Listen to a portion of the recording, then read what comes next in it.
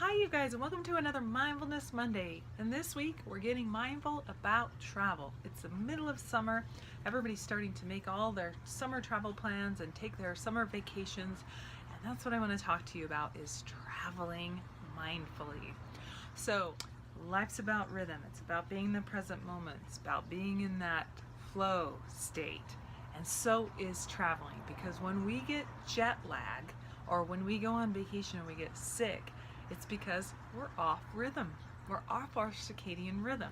The further out we travel, the further we go on our travels, the more we're off rhythm.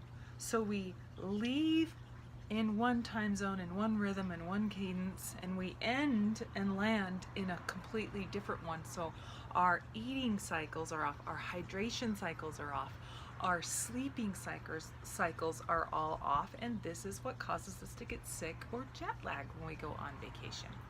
And so I'm going to go over with you in this video some things that you can do to live mindfully and in the present moment, and always when you're vacationing, just to always be dropped into that present moment, that internal cadence, that internal rhythm, so that you are open to the possibilities, those beautiful serendipitous moments.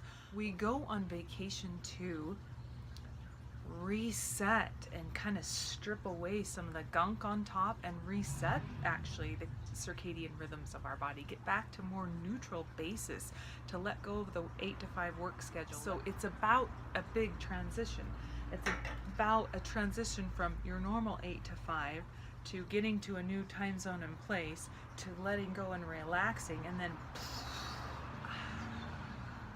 if you can get to this place, you get to reset the whole, you came back from a vacation and you're just completely rejuvenated, you're restored, and you're just full of creative energy, and you just but then sometimes you go on other vacations and you come back and you're like, God, that just went so fast in a blink of an eye, and I just felt like it just felt bumbled and not quite right. That's the difference. It's you taking that journey with that rhythm and energy and following it and playing with it along the way. So what I'm going to give you is tips and hints to help you mindfully get in that state of mindfulness and maintain it and carry it through all the way to when you're unpacking your backpack, unpacking your suitcase. So a couple of weeks or a couple of days before your vacation, maybe start thinking about what you can do to be mindful about the takeoff, about the I'm getting out of town mode. So it's maybe batten down the hatches at work, make sure you leave your work. I leave my classes in good hands with teachers that my students love. I leave my clients in good hands with people who are going to take care of my business, are going to take care of my clients, so that I know when I walk out that door, I get to really unpack the work backpack. That's an important one, you guys. And don't think you have to like cross every T and dot every I and do every big project and get every big project done and to-do list it before you walk out the door, because statistics show there was a great New York Times article on this, that we will be able to get into relaxation mode most likely when we go on vacation and leave work behind, at least leave work behind, without having to get that last big project done. And in fact, what they found is sometimes you use that vacation energy, that creative vacation energy I was just talking about, when you come back in to tackle that project. Maybe you say, I'm going to table that big project because I feel like I'm going to have some good energy. I'm going to have a reset. I'm resetting the cadence and rhythms of my body. I'll come back all restored and renewed, and that's when I want to tackle that. Maybe I'll have a different perspective, more creative outlook or lens to tackle that problem with. And then do the same thing at home. Make sure your pets are well taken care of, everything's well taken care of, and take your time to just go through your house and just be like, oh, okay, I'm gonna leave, I've got my plants watered. Just enjoy that rhythm of closing down shop and allowing yourself to just let go and unpack another thing from your backpack. So we're starting to unpack and lighten the load of our backpack with each one of these mindfulness exercises, so that when we get to our destination, all we have to do is look at what's in front of us and enjoy it and soak it in. The other thing that we want to do is, because we're going to be off sleep cycles, hydration cycles, eating cycles is we want to make sure that a couple days before we start to get super hydrated, or even if you forget and you're sitting on the plane or you're sitting in your car, you buckle up the seatbelt, you're like, okay, I need water, let's get some water now. And just start super hydrating the body and taking care of yourself and restoring. And then when you get to that moment when you buckle in and you sit down, get mindful right then. Just close your eyes and set an intention for your travel, for your journey, for your experience. You know, can I be present to be in the moment and see from the very, very peripheral corner of my eye that wonderful, amazing Italian restaurant that I end up turning my head to see and stop at and enjoy the most delicious food I've experienced?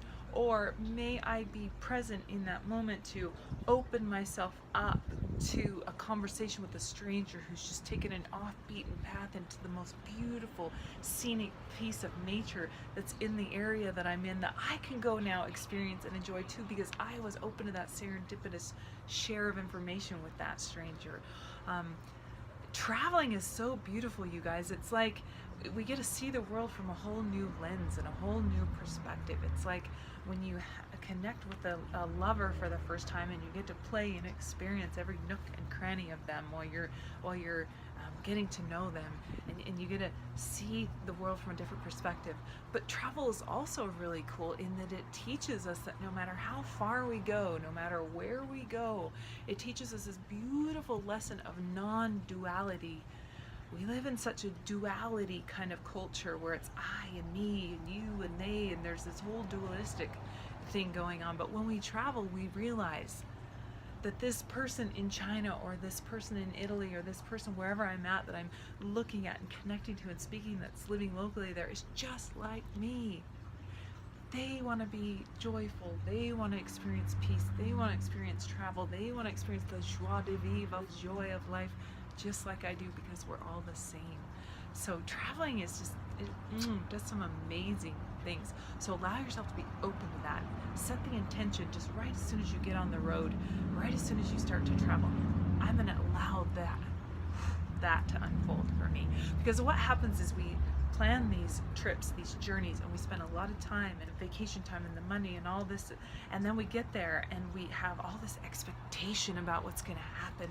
And if one thing doesn't go our way, then we don't stay present, and we get in a bad mood, and then we get snippy with our partner or yell at the kids, and we get stuck in that expectation of what our vacation's going to be.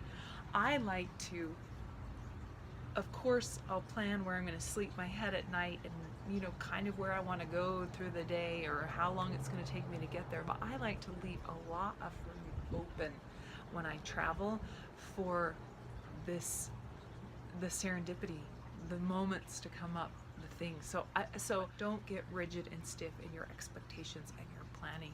Allow it sometimes, your route that you think is going to be over here at the beginning of the day to just take you right back over there, and you never know where that's gonna happen, and you never know what beautiful changes you'll be able to run into. But you'll never know if you're rigid and stiff in your thinking and your travel plans, and you're unable to sway and be flexible and go with the flow. Remember, flow is about being in cadence with your rhythms, which is so profoundly important when you travel. That's the number one thing. Just go with the flow, be in the moment, enjoy the moment when you travel. If you only remember that one thing, you're gonna have amazing trips this summer. Okay, the last thing I'm gonna leave you with in traveling is, I often travel, I think we all kind of do, with a lot of baggage, a lot of stuff. Like we always I gotta get 10 pairs of shoes in the bag, I gotta get all these clothes, I gotta pack for this, I gotta pack for it. It's almost like we're packing for every, we're like Brene Brown packing. We're packing for everything that could go wrong. Like I've gotta have this dress and that. Chances are where you're traveling, you're probably gonna be able to have access to whatever you need. So if you forget something, don't freak out, it's okay. And also, when you get home, unpack your backpack. A beautiful travel woman taught me this. She travels the globe, she's gorgeous. Megan, love you.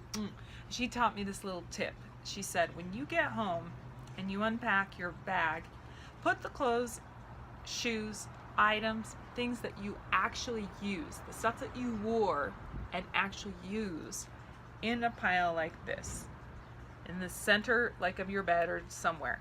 And then put all the other clothes and things you brought that you did not use and set them next to them. And kind of look at those two piles and compare them. And then next time, you know, when you go on a trip about that distance, about that time range, I can pack this little size backpack rather than this one. Lighten the load of your travel bag as much as you can when you travel, and that will also help to lighten the load as you go forward on your journey. So I hope that wherever you travel this summer, you have amazing travels and enjoy beautiful serendipitous moments with strangers who become friends, who open our eyes to see the world around us, and enjoy that joie de vivre, that joy of life when you travel. Namaste.